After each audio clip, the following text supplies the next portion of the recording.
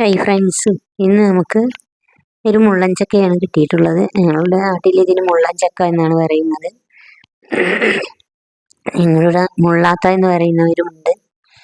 നിങ്ങളുടെ നാട്ടിൽ ഇതിന് എന്താണ് പേര് പറയുക എന്ന് വെച്ചാൽ ഒന്ന് കമൻറ്റ് ചെയ്യുമ്പോൾ അറിയിക്കൊണ്ടു. ഇതാണ് മുള്ളൻചക്ക. ഇത് തൊലി കളഞ്ഞെടുത്തിട്ടുണ്ട്. ഇന്ന് ഞാൻ കറിയാണ് വെക്കുന്നത്. ഇതിന് ഒരുപാട് ഗുണങ്ങളും ചെറിയ ചെറിയ ദോഷങ്ങളും ഉണ്ട്. ദോഷങ്ങളുമുള്ള ഒരു പഴമായിട്ടും പച്ചക്കറിയായിട്ടും കഴിക്കാൻ പറ്റുന്ന ഒരു കായ്ഫലമാണ് ഇത്.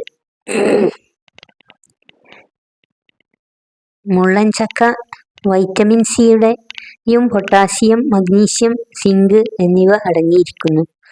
അതിനാൽ കണ്ണുകളുടെ ആരോഗ്യത്തിന് ഇൻഫെക്ഷനൊന്നും ഇല്ലാതെ രോഗപ്രതിരോധ ശേഷി കൂട്ടാനും ക്ഷീണം മാറാനും രോഗപ്രതിരോധ ശേഷി കൂട്ടാനും ഇത് നന്നായി സഹായിക്കും. മുള്ളൻചക്ക വെറും വയറ്റിൽ കഴിക്കരുത്.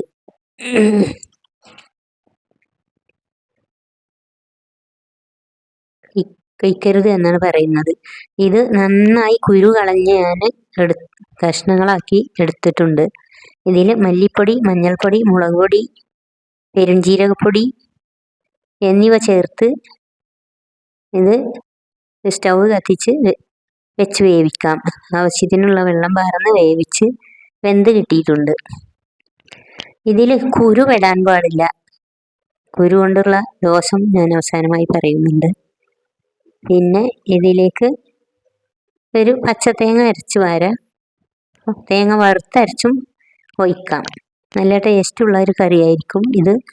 ഉപ്പേരിയാണ് വെക്കുന്നതെങ്കിൽ വെറുതെ ഉപ്പും പച്ചമുളകും ഇട്ട് വേവിച്ച് ചെറിയ ഉള്ളി അരിഞ്ഞ് തൂമിച്ചെടുത്താൽ മതി. കറിവേപ്പിലയൊക്കെ ഇട്ടിട്ട് നല്ല ടേസ്റ്റുള്ള ഉപ്പേരി ആയിരിക്കും. പക്ഷേ ഇത് പഴമായി ഉപയോഗിക്കുമ്പോൾ വലിയ ടേസ്റ്റൊന്നും ഉണ്ടാവില്ല. അതിന് പുളിയാണുള്ളത് ഉണ്ടാവുക, ചെറിയ പുളി, വലിയ മധുരമൊന്നും ഉണ്ടാവില്ല. ഇതിനി കറി റെഡിയായി വന്നിട്ടുണ്ട്. ഇനി അത് വെളിച്ചെണ്ണ വെച്ച് ഉള്ളിയും കറിവേപ്പിലയും ഒരു വെളുത്തുള്ളിയും കൂടി എടുത്തിട്ടുണ്ട്. ഞാൻ ഗ്യാസ് ഉണ്ടാക്കുന്ന ഒരു വസ്തുവാണിത്. പഴുത്ത് കഴിഞ്ഞാൽ ഉള്ളി വെച്ച് തൂമിച്ചെടുക്കാം. ഇനി നമുക്ക് ഇത് പഴമായി കഴിക്കുമ്പോഴും വെറും വയറ്റിൽ കഴിക്കരുത്. ഇത് പഴമായിട്ട് കഴിക്കുമ്പോൾ വെറും വയറ്റിൽ കഴിച്ചാൽ ഗ്യാസ്, അൾസർ എന്നിവ ഉള്ളവർ ഇത് സൂക്ഷിച്ച് വേണം കഴിക്കാൻ. വെറും വയറ്റിൽ കഴിക്കാൻ പാടുള്ളതല്ല. എന്തെങ്കിലുമൊക്കെ കഴിച്ചതിന് ശേഷം കഴിക്കുക. പഴമായി കഴിക്കുമ്പോൾ ഒരു പഴം മുഴുവനും ഒരാൾ കഴിക്കരുത്. ഒരു പഴത്തിൻ്റെ 4 മാത്രമേ ഒരാൾ കഴിക്കേണ്ടതുള്ളൂ. എന്നാൽ തന്നെ ആവശ്യത്തിനുള്ള വൈറ്റമിൻസ് ശരീരത്തിന് ലഭിക്കുന്നതാണ്. ഇപ്പോൾ ഇത് കറി റെഡി ആയിട്ടുണ്ട്. ഇത് തൂമിച്ച് കിട്ടിയിട്ടുണ്ട്. നല്ല ടേസ്റ്റുള്ള കറിയാണ്. ഇനി ഇത് പഴമായിട്ട് ഞാൻ കാണിക്കുന്നുണ്ട്. മഴക്കാലത്ത് പഴത്തിന് വലിയ ടേസ്റ്റും ഉണ്ടാവില്ല, കേടും ഒക്കെ ഉണ്ടാവും. ഒക്കെ നോക്കിയിട്ട് വേണം കഴിക്കാൻ, ശ്രദ്ധിച്ച് വേണം കഴിക്കാൻ.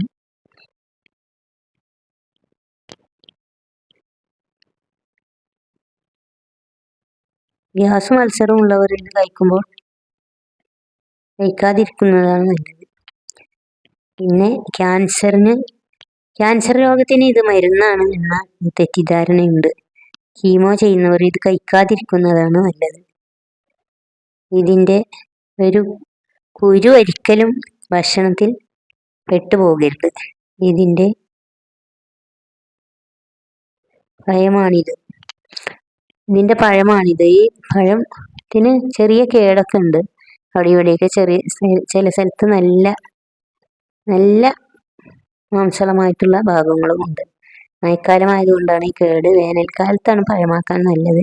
വീണ്ടും ഒരു വീഡിയോയുമായി വരാം ഇൻഷാ അല്ലാഹ്.